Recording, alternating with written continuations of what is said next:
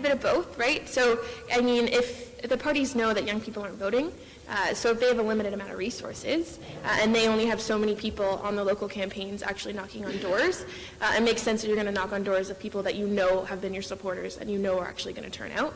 So that it kind of a more strategic and in terms of political contact. As for why young people aren't really translating these political conversations that they're having to voting around the political system, this is something that we've been talking about and trying to think through at SAMARA for quite some time. I think really when you talk to young people, they care about issues and they are very passionate.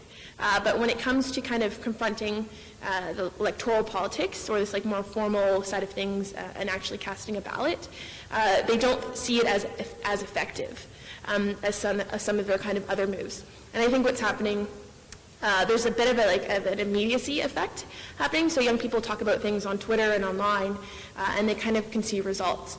So for our generation, if we want to get someone, a CEO of a company that has done something wrong, or if we want to get them removed, all it takes is a Twitter kind of stampede, and things are going to happen. But we don't see that same kind of effect when it comes to political participation or electoral kind of participation. So I think that young people are used to seeing this kind of instant gratification in terms of how they're communicating in all other aspects of their life.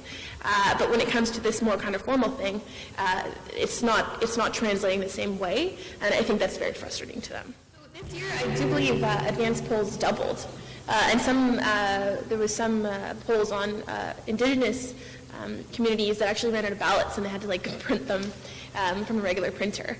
And I think that the other thing that was powerful this election is that it was over Thanksgiving weekend.